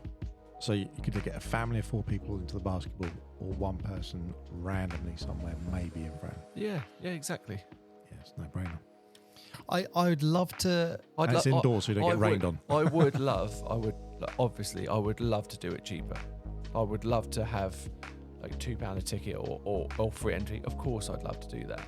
But logistically speaking, when you're hiring the court, do you know we have to hire the court on Sunday morning now as well? Yeah, So- to put the bleachers So away. we have to hire the court on a Sunday morning to do all the pack down. So we also have to have paid security guards or stewards there. You know, to all of these things, we now pay for it's a choice to pay for physio, which is a great choice, but it comes at a cost. People don't just turn up and go, I'll do this with present company accepted. Some people do come up and say, I'll do this for nothing at all. What? Which We is why can I'm- charge. Utter charge. Which- We can charge. Which is why I I'm didn't forever realise that. grateful. What's our fee, Mark? $10. Okay, But you you- can do $10. I'll do a bit more. I'll take you out for a meal. Yes. Yeah, where would we go for that meal? Well, I think if I was going to go anywhere, it'd be Croxton's. Yeah, we did. That's pretty seamless, wasn't it? Let's do that. That wasn't bad, was Let's it? do that. But it's the price of the game. I worried at setting it at £4.50, but it has to be that to make it work. Yeah. When people actually sit back and think about the logistics of it and what they're getting for their money and the production levels. I think time will tell on it, won't it? So, I mean, I think if your How many games attendance are there? changes, then Well, you know there's a it- correlation. It when better the be right because the court price- costs and that are all committed now. So, Just Yeah. out of interest, there's 10 home games, and that's minimum, isn't it? yes. It depends on the playoffs. If you get in the playoffs, you could get more depending on where you are. How many more would you get? Free, potentially, Depends. if you stayed at home. You could be away the whole journey. Are they going to be season tickets or anything? I haven't gone down the season ticket road, partly because of the timing and the hassles of doing it. Yeah. So this is another costing. So we do our tickets through Eventbrite. Because we're now getting more than 250 people turn up, Eventbrite are now charging us £40 an event. They wanted to charge me £129 a month. So it's another cost that has to be passed on. So just to have ticketing, and there's no way we have to know the tickets beforehand. Yeah, for fire and safety and We everything. can't just do it Yeah, without no. ticketing. And So I explored multiple other online ticketing options, and there just isn't an affordable option out there. And we're set up with Eventbrite, and it works. But it now comes so Eventbrite at every game make £1 per ticket plus 40 quid. So Eventbrite are making £300 off of every Force game. Yeah. It's utterly bonkers, but you're stuck against a. Well, once you get to those, we've mentioned Bristol Flyers quite a lot. They're, I won't say not a good blueprint, but I think they're a very good blueprint. because we were talking about this off air, because they are so aligned to the football team, and they actually have the Hello, Mr. Eisner. well, yeah, if you're listening, use a bit of Walt's money, but take that. I think they've made a group where it's them, the football team, and there's another, maybe it's the rugby or something, I'm not sure, but they've made it into like the Bristol Sports Group, and they do all the promotional work, they do all the stuff, they do all the things that are That's a great associated, idea. and all logistics, because obviously then it's like a buying group effectively. But because of that, it's a shared infrastructure, so they have all that shared equipment, etc., etc. So when you look at that, you think resources. all isn't that it? resource is so, and you do get buying groups, and I don't know if they do buying groups within the league. Like if everyone needs balls, all the teams need to buy a set of balls. Everyone needs nets. Everyone needs keep things. Everyone needs to do it. So I don't know if they do buying groups and stuff like that. But it is interesting when you look at those teams and you think, wow, like that's a massive infrastructure behind them. Because of the football, they've got all the ticketing side. Yep. And that sounds like the most simplest logistic, doesn't it? If someone could come up with a ticketing solution for us, we would save 300. Listen, you can go down the range and you can get those little things like they have in the raffles where you can just pull out. It's a little ticket. Yeah. The one where you lick your finger and the ink comes off on it. But it's just a little window into the cost that you don't associate with that goes into running game days. So £4.50, I think it's a good price, and we will sell out. Well, we look forward to that. And I wish I could sit back and hear how everyone else hears it, but it's very difficult when you're in the game and you're talking. It's really difficult. I'd love to do that, but I'd need to clone myself. You need to clone yourself. No, the world does not want that. Yeah, I was going to say. The world doesn't want that. Yeah. Multiple pool Goodales. Multiple pools. Right. Well, Rob, look, are you going to take a shot for us today? I will take a shot. Yeah? Yes. I'll tell you what, before you go, why don't you press that? This one? Yeah. As if press it. How many times do you think you're going to score? As if I don't know which button it is. Okay. Here we go. Rob it's a Milner bit Tim Westwood, that isn't it? Taking. I don't know how he's doing. Yeah. Oh, is he? I don't know. I don't know what happened with that. Actually, I don't know if we can talk about Tim Westwood. Didn't he get convicted of something? I don't know. Anyway. Well, let's just leave it there. Okay. So, right, Rob Milner is going to be taking on the Portsmouth Basketball Podcast Shot Challenge. He is walking over to the line. You know, Rob, no pressure, but only one person has scored so far. His first shot, airball, very short. His second shot, in and out. And this, one more. This is the Stevie Ware bonus shot, named after Steve Ware, who's the only person to score. Oh, what? They hit the mic. The second one was so close. What? Oh, I pressed the wrong button there. I don't know which one it is that does that sound. Pull that trigger. Wow. That means I have to come back. I will And, make that and shot. shoot 50 shots until it goes in. I scored one earlier. Yeah, you did. I'll give you that. But, you know, like when the time is on, when the crowd are watching, it's all different. I thought that second one was in. I really did. It looked tasty, but no. The third one hit your mic, Mark. Yeah, I wonder why it was down there. But Steve Ware's the only one who scored, right? Yeah, he's the only one. When can I come back and finish that? I hate not. Come back whenever you want, mate. Right, I need to get that shot in. That's really wound me up. You're going to keep going, coming back every week until yeah, every week until I it goes in. Right. Well, Paul was 2 for 12 the other day, so that's pretty good. he wouldn't give up. Well, he says 2 for 12, but I was actually 2 for 2 before I then missed another 10. Is it this one, Mark? I believe it is. So, right, here we go. This is a new part. Well, it's not a new part. We're just putting a jingle to it. And now what? Mark's questions on. My questions. Everyone. Who is your favourite? Yeah, who is your favourite? Like, everyone has to answer these questions because I just need to know things. Okay. So, if you're gonna have that shot, it's the game shot, the game winner, the buzzer beater you're talking about. Yes. Who's taking it? We've mentioned him.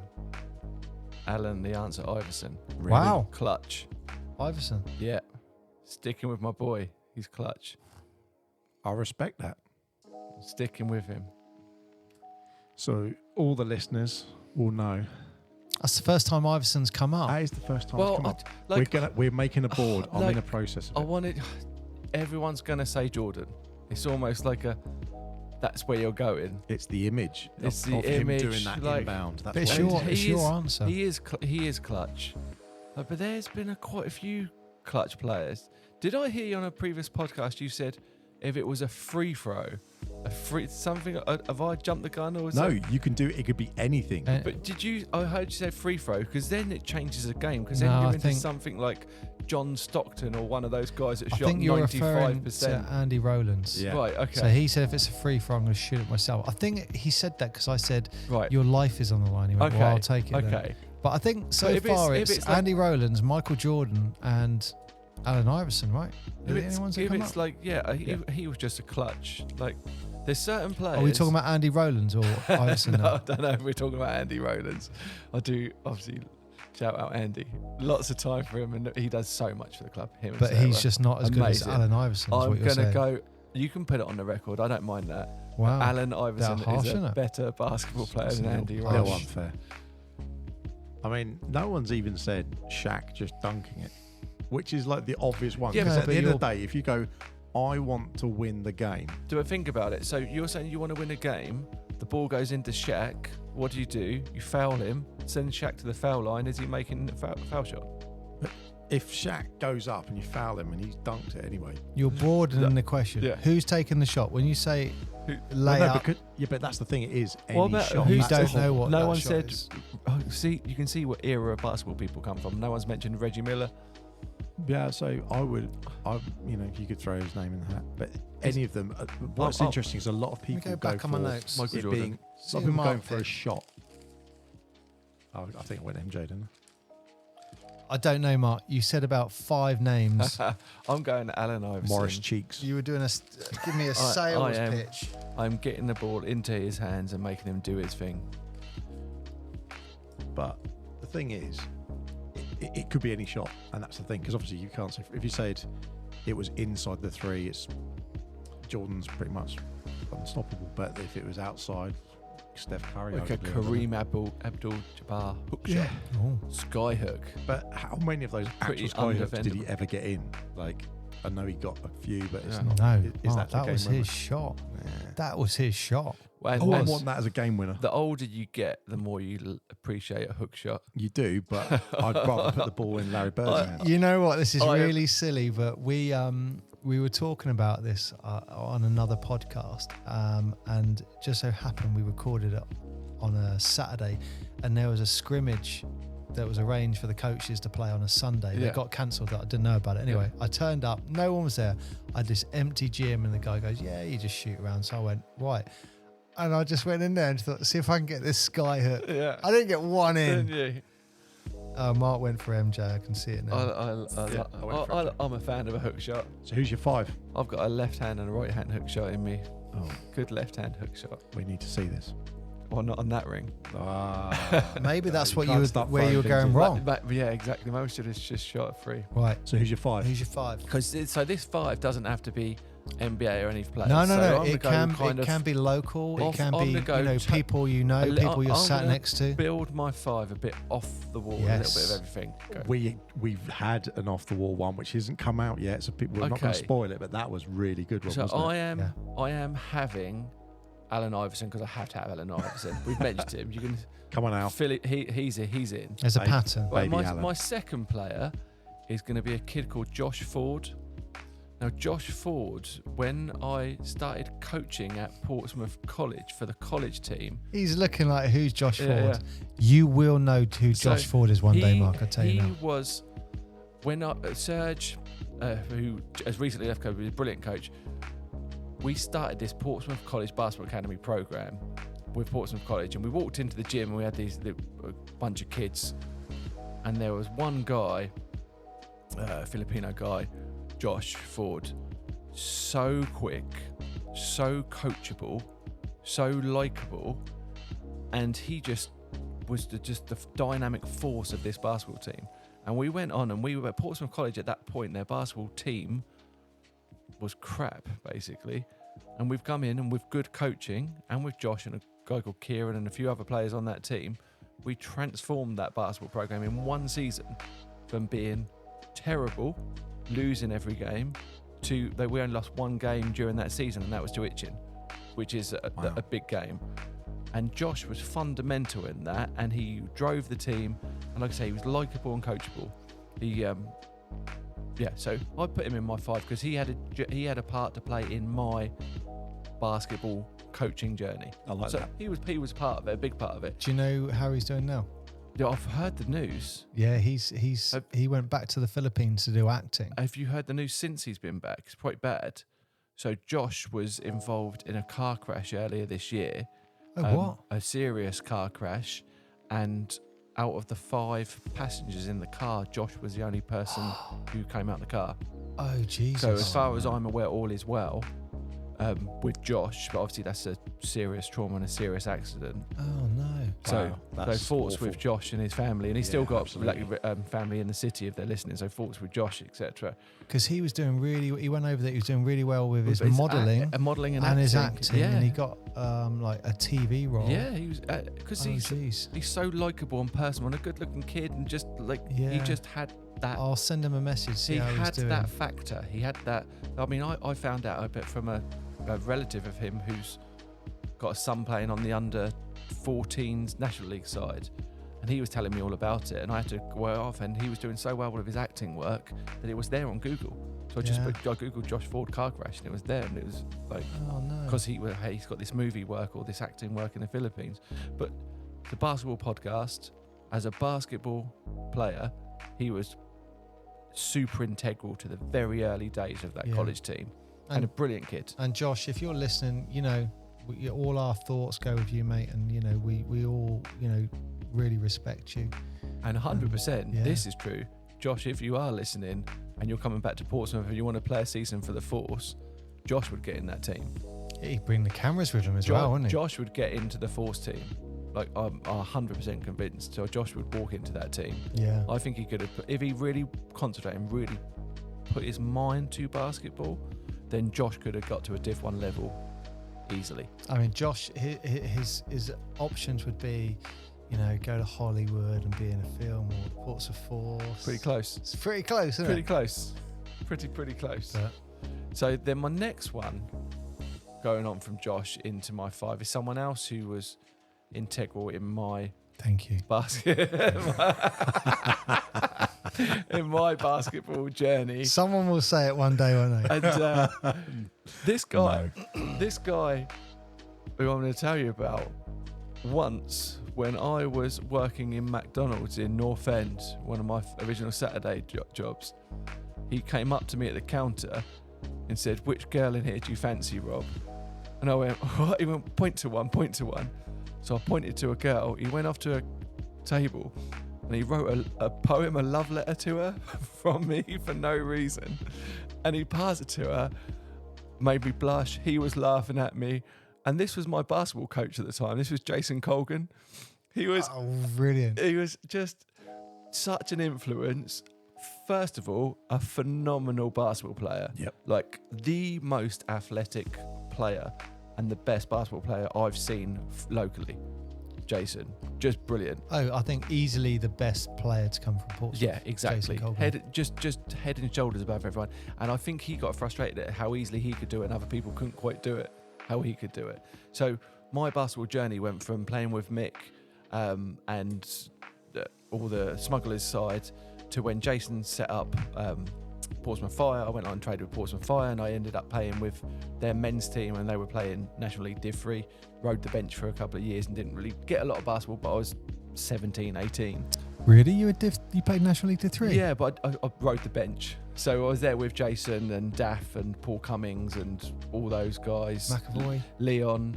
Yeah, all of those. So I was there, like, literally training with them, rode the bench, didn't play an awful lot of basketball. I was there training with them and they played with the junior program. That was, I think they were only going for like 2 years. I think it was, 1 or 2 Maybe years. one. They weren't going for very long. But yeah, they were good days. I had a lot of time for Jason, and he was really nice to me at that point. Real fun guy, really good basketball coach. Although I wish he still did a bit of basketball coaching. I don't see him much anymore. I think I bumped into him a couple of years ago walking down the street. Nice guy. But yeah, so he'd be in there because he'd be my like power forward, I guess, in my team that I'm putting together. You know what? The only way that story could have been better is if that girl he gave the letter to turned out to be your wife. No, it ended up being like an absolute car crash. Like me blushing. Oh my God, Jace, you're so embarrassing. Jason sitting in the corner laughing. I can't remember why he was in I think he just randomly came into McDonald's. I thought, I'm gonna get him. Wrote this letter. I just ended up blushing. Nothing worked. Blah blah blah blah blah. Anyway, but I do remember that story, Oh, and no. now I love that story. It was cool. But Jace was super cool, and having that exposure at a young age to the senior team. So I would have been 17, 18. Yeah, it was great days.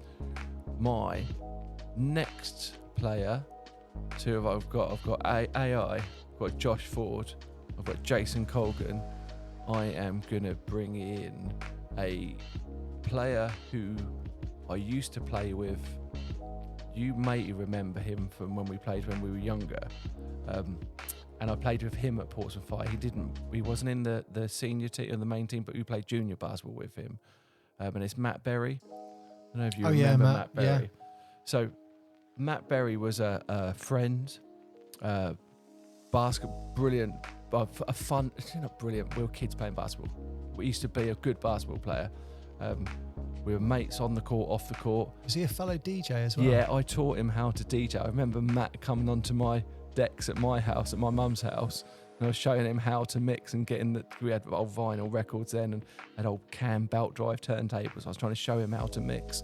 And he used to play for the Fury as well. Yeah, and he started to get the bug for DJing. He went on to do great things with DJing and bits and bobs. But Matt had his demons, and Matt's not with us anymore. So it'd be nice to have Matt in my five. Yeah. And I know without a shadow of a doubt, Matt would be here on this podcast at some point, because if Matt hadn't, if Matt was still with us, he would be a coach at the club. There's no part of me that doesn't think he wouldn't be coaching one of the team. He'd be somewhere. He'd be a coach. He'd be helping the kids. He'd be doing all that stuff, because that's what he was. That's the person he was. And when we went off, because I went off on my DJing journey and he went off on his DJing journey, and then we always used to come back to basketball weirdly at the same time. Like, I haven't played for years, Matt. Do you want to play? Oh yeah, go on then. We'd just turn up and we'd play. And you probably remember actually, I used to pop back to basketball for like 3 or 4 months and then disappear for 3 years. And then pop back to basketball, play for a little bit and think, oh no, and then there's this hiatus of like life, music and life and business and da-da-da-da-da. And Matt did the same with his music and disappearing in and out of basketball. And till when you get older, you're like, should I go back? I need to lose a few pounds. Let's go play basketball again. But Matt's sadly no longer with us. But he would 100% be in my 5, my dream 5. My last one is an NBA player, an NBA superstar legend. And I'm trying. I want to build it just 5 players that I want on my basketball team, but this is going to be a small ball team because Jason's going to be my power forward, and I'm going to play Magic Johnson way out of position. So Magic Johnson's going to be my 5. Wow. Because I was kind of anti in the 90s, and I remember going to France on a school trip, and Michael Jordan used to piss me off so much. Like, I don't want to like the Bulls because they win everything. I always want to back the underdog. I'm a Pompey fan. It's the underdog. Yeah, we're used to that. Like, we're the underdogs, right? Philadelphia Eagles, the underdogs as well. Like, we're underdogs. Magic Johnson, not an underdog, but he wasn't Jordan. And that series of Lakers versus Bulls is like, for me in my head, the golden era of basketball. That series, Magic versus Michael. And the way that Magic Johnson played his basketball, being a big point guard, which is unheard of, really, isn't it? And floor generally, and being able to actually take over a basketball game with something other than freak athleticism, because he wasn't a big jumper dunker. He was the Luka before Luka, wasn't super high IQ guy. He could see, some of the passes, when you can see a guy out the back of your head and you hit them. That's my favourite thing about basketball. Like, I would prefer to see a highlight reel of Magic Johnson passes and Jason Williams passes and all these guys that could really pass and feed someone than a highlight reel of dunks. There's just something special about these guys that can find the open man so easily. So I'm putting Magic in. Is my small ball centre. Wasn't that this? I think that was the first series of the Jordan era. So that was 92. So that was his first championship. Yeah. I want to say the Bulls won that. It was either a sweep or it was 4-1. Yeah, I think so. I think the Lakers may have got the first. It was either 4-1 or 4-0. Yeah, I mean, Magic was kind He of... got injured. Magic was heading away, wasn't he? Or slightly what's fading. That muscle? What's this one? Hammy? Hamstring. I think he did that in game 3. I think game 3 or 4, he did his hamstring. See, that was it. I could sit down and say that I wanted to have Steph Curry and LeBron and Kobe and like whatever. I want to be Homer. It's more Bill personal to you, Russell, isn't or it? like all these players you could have. But if I could have my dream 5, let's have those. Allen Iverson at point guard. Josh Ford just taking off and running all the fast breaks. Jason Colgan and Matt Berry playing the 2 forward positions. I'm sure Matt would have a spot up corner 3 in his game by now. He's probably up there somewhere shooting spot up corner 3s. I'm sure he's got that. Jason's my physical freak, dunking the ball all over the place. And Magic Johnson is just captain. Who's just warming the pine? Running the show. Who is? Can I? Am I allowed to? Yeah, of course you can. You're fucking right. Of course you can. I love it. Mate, I love that. Yeah. That's good. That is the second self-nomination. I want to play in that team. As Mr. Chairman, surely he gets the coach's question as well. Who gets to coach them? Who gets to coach them? Who gets to coach him? I see. I'm going to stick. Am I going to stick? Paul is available. I am available. Will it make you happy? No. No, you pick whoever you want to pick. I'm going to give credit where it's due, and let's get our coach Daniel in. I knew as soon as you said coach, I knew he was going to say Let's get him Dan. in. Why not? You've got to support your own. Daniel is leading the charge with this Portsmouth Force team. Daniel Fatimade. That is who I want coaching my team. Daniel's got to deal with Rob Milner moaning on the bench short time. Magic. I've got a feeling Daniel would give me some minutes as well. He'd be sending Allen Iverson to the bench. Wow.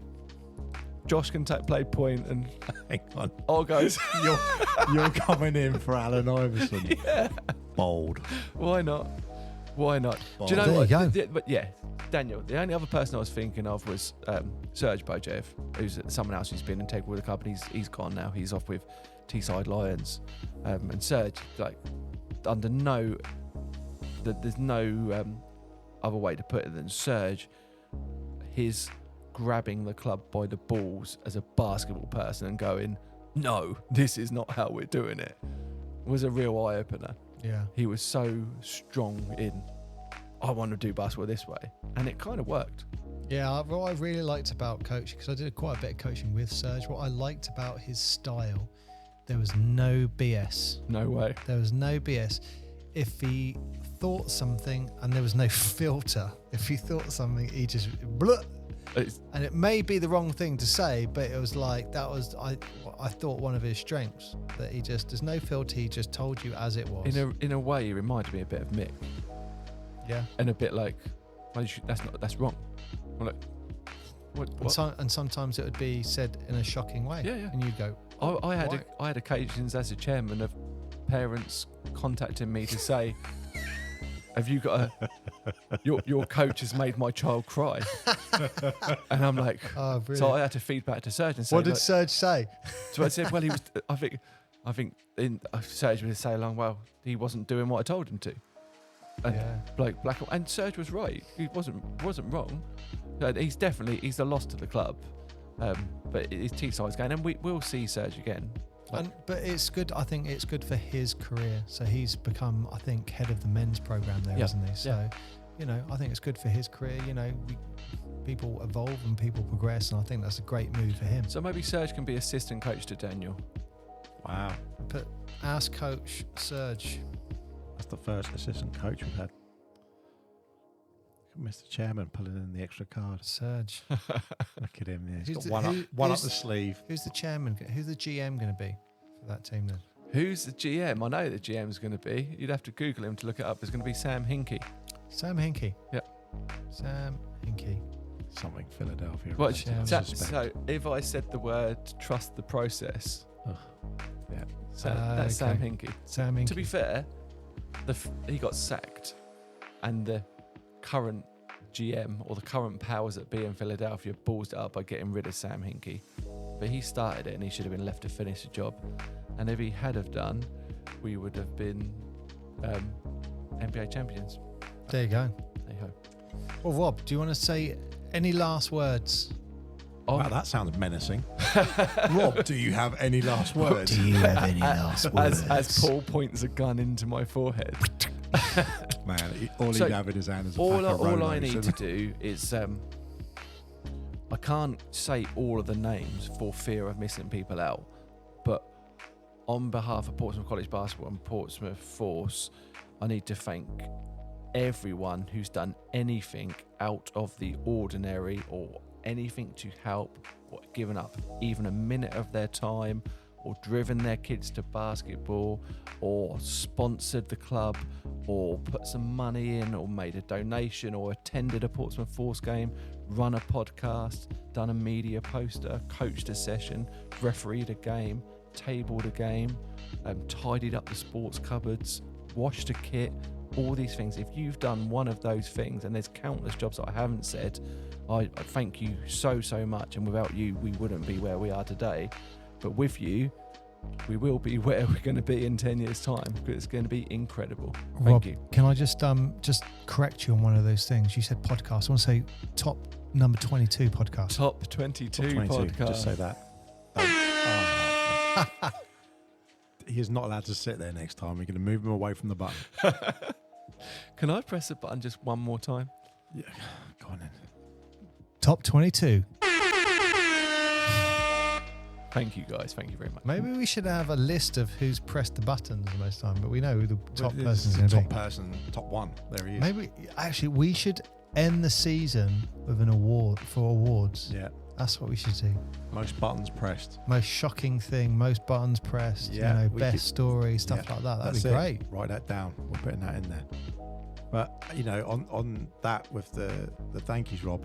We want to say thank you to all the effort that you put in, Yeah. because we're fans of basketball, and this is Portsmouth Basketball podcast. But obviously, we talk about NBA and FIBA and all sorts of stuff. But this is our hometown, and it's lovely with our history that we've had to see. Not only is it still going, but it's progressing, and we see what maybe the other people don't see, the feet of the duck paddling underneath the water, so to speak. And it's you guys do so much just to enable people a chance to play top tier basketball, quite Thank frankly, you. and put on a good show.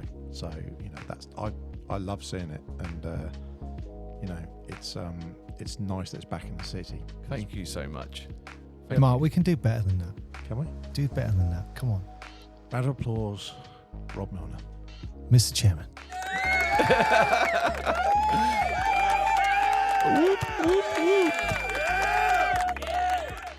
There you go. You always need an extra long one. You don't do know we've only just got started as well. Ah, don't. You wait. Yeah. This basketball club, man. You wait. Well, so ends another episode. We do have some more episodes coming up. Thank you for having me on, guys. I appreciate that. Oh, yeah. Welcome, Joel. Oh, you still Welcome. here? I thought you'd gone. He's definitely not gone. But no, Paul, how many others have we got lined up? I don't think we can count, can we? Yeah, there's loads of people come in. Any teasers? Big one will come up is Cliff Fulbrook. He's going to be talking about the Portsmouth FC Basketball Club. Well, keep a listen out for that. And if you haven't listened to any of the others in the past, go back and take a listen. We're on the Portsmouth Basketball Podcast, available on all streaming platforms. If you have listened, get other people to listen, share and like it. Get down to a game whenever we're playing in the Portsmouth Force at Ravlin. But until next time, thank you very much for listening, wherever you are and whatever you're doing. Thank you, Mark. See you, Raplin. Bye for now.